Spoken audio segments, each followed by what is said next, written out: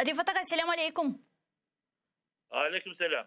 Hayırlı akşamlar, nihayet sizinle bağlanıp olduk.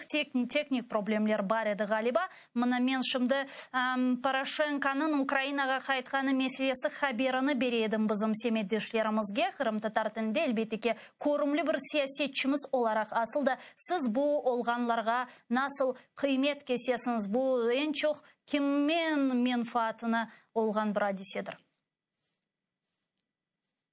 Burada şimdi bu olgan olaylar aslında olmayışı gerekirdi.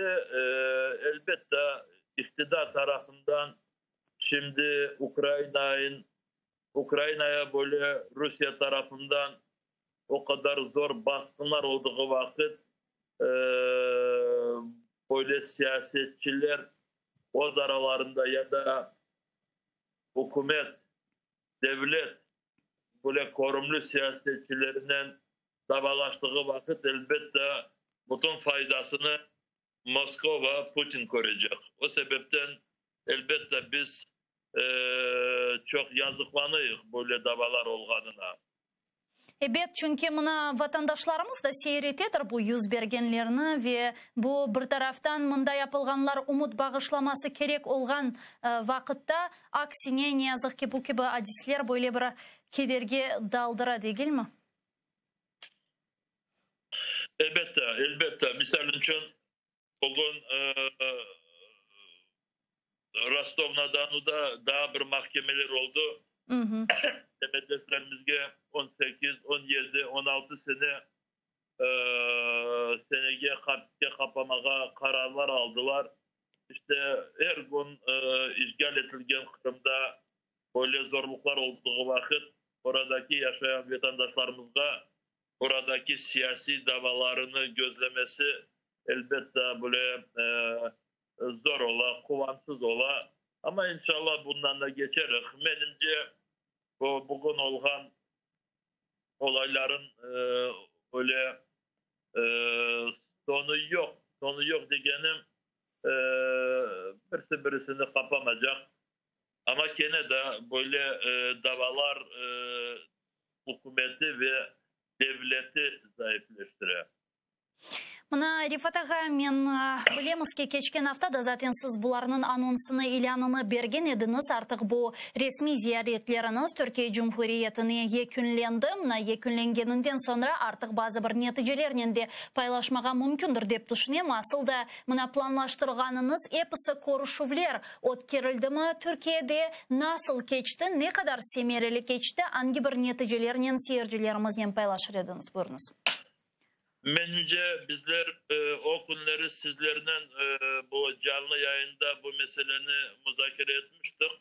Çünkü bütün bu esas görüşler Türkiye-Ukrayna Yukarı Şurası'nın dostluk grupasının ziyaretin içinde oldu ve bu dostluk grupasının ziyareti aynı zamanda Kırım Tatar Milli Meclisi Reisi'nin ziyaretiyle birlikte oldu ve o sebepten bu görüşmelerde parlamento Türkiye Büyük Meclisi'nin reisinin görüşü verildi. Orada Türkiye Büyük Meclisi'nin böyle önemli komisyonların azalarının Müdafaa Komisyonu, o zaman Dışişleri Komisyonu ve bütün bu görüşmelerde Rusya-Ukrayna davası ve Türkiye'nin pozisyonu, Kırım'daki durum, milletimizin başına gelen bütün acılar, siyasi mahpuslar, onların korantaları, işte oradaki 120'den ziyade vatandaşlarımız hapisteler, onları azat edilmesi. Sonra ben onda daha bir gün kaldım ve ayrıca bizim orada genel merkezimizden müşavere otkerdik. 2022 senede diasporamızla beraber alıp varacak bütün planlarımız ve şimdi bu planları buradaki Ukrayna'nın esas topraklarında olan cemaat cemiyetlerinden, Kırım'daki arkadaşlarımızdan bu planlarımızı bir araya getirmeye şimdi bu planlarımızın etrafında çalışıyor ve inşallah 2022 sene Kırım'ı Rus işgalcilerinden azat edilmesine böyle korumlu adımlar da yerine getirmeye becerilir. Ya eğer böyle spoiler verecek olsak bu planlarga ne kere acaba? Dünya Kongresi mutlak bu sene ötkerilecek. Şimdi geçen senesi bu pandemi diğer bir zorluklardan ama şimdi bunu uzatmaya mümkün değil ve şimdi kaçıncı ayda olacak olmak ama Kiev'de ötkerilecek Kırım Tatar Dünya Kongresi'ni. Ondan sonra bazı ülkelerin parlamentolarına Kırım Tatar Milli Meclis heyetinden ziyaretler yapıp oradaki parlamentolarda toplantılar ötkürmeye düşünüyor. İşte Kırım mevzusunu ve Kırım Tatar halkının oradaki durumunu dünya siyasetinin birinci sıralarından uzaklaştırmak, kun tertibinde Kırım'ın meselesini yerinde tutmak. Çok şükürler ardı gur olsun. Hakikaten de kongresimizden mına ötkürülmesi çok beklenilgen hadisler sırasında. Bunun beraberlikte Rifat ağa, siz anda bulunğanız vakit ben takip ettim hem Facebook hem de başka demek haber ajanslarını anda korumlu Türk siyaset adamlarının görüşmeler gerçekleştirdiniz olsun MHP temsilcileri ve ilahri. Asıl da mına Ukrayna sınırları etrafında yüz bergen hadislerge Türkiye Cumhuriyeti bugün nasıl yakınlaşa, nasıl bağa, sizin fikriniz eğer bir de bir böyle bir büyük çarpılı savaş, Rusya cenk başlatsa ve ilahri Türkiye kimnin tarafında olacak? Şimdi bilirsin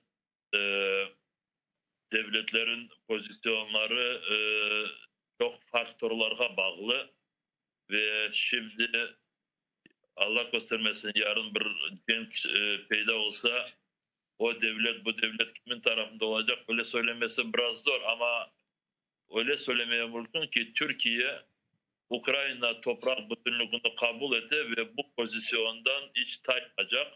O sebepten eğer benden böyle bir cevap bekleseniz elbette nasıl da Allah göstermesin ama zorluklar böyle peyda olsa Türkiye kendi prensipinin yanında olacak ve bu prensip bağımsız devletlerin toprak bütünlüğüne birisi zarar göstermez. Ve bu sebeple elbette Türkiye Cumhuriyeti Ukrayna'nı destekleyecek. Ya siz nasıl görüyorsunuz Rifat ağa? Hakikaten de böyle bir ihtimal var mı? Geçen hafta hakikaten de böyle müzakereler marafonu ötkürüldü dep aytmaga mümkün. Cenevra'da, Brüksel'de, Vena'da ve ilahri ve hiçbir neticeye gelmedi taraflar.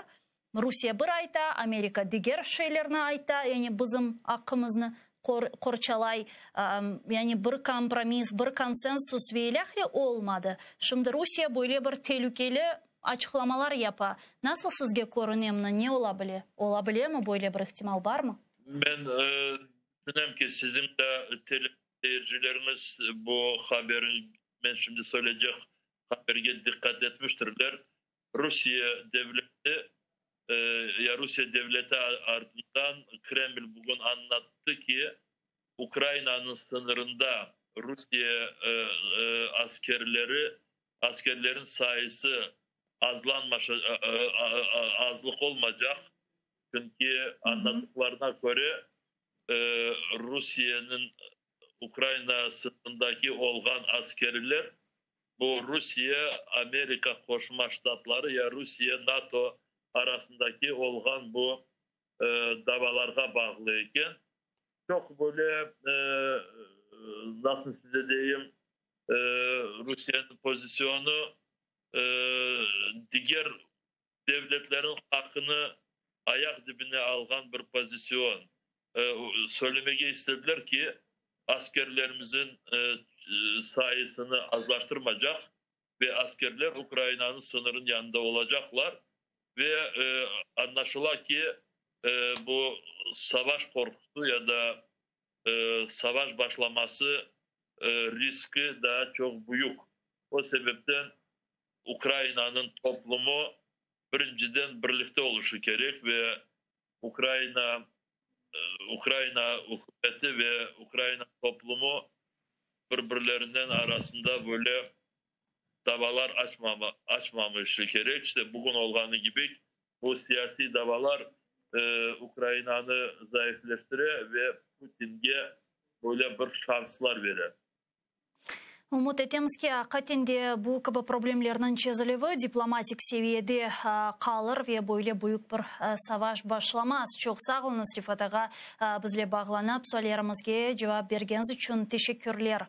Milli Meclis Reisimiz ve bütün Dünya Kırım Tatarlar Kongresi'nin prezidenti Rifat Çubarov bizle canlı bağdaydı ve bizlerge Türkiye'ye ziyaretlerinin neticelerini, Ukrayna sınırları etrafında Rus askerleri birliklerinin vaziyeti ve büyük savaş ihtimali meselesini ve Poroshenko'nun Ukrayna'ga kaytıp ona sınırlama usulü meselelerini izahatladı, aytıp berdi. Saygılı arkadaşlar, men sizlerden saygılıklaşmayın. Biz 5 dakikalık teneffüsge geçemiz. Sonra sizlerin Zaman informasyon programması selamlayacak. Ukrayna tilinde sonki ve en aktual haberlerini şimdi seyretiniz. Sonra biz bu studiyaga muhakkak kaytacakmız ve yayınımızga koşulacak misafirlerden bu ve diğer meselelerini laf edecekmiz. Atırlı olunuz. Görüşkence.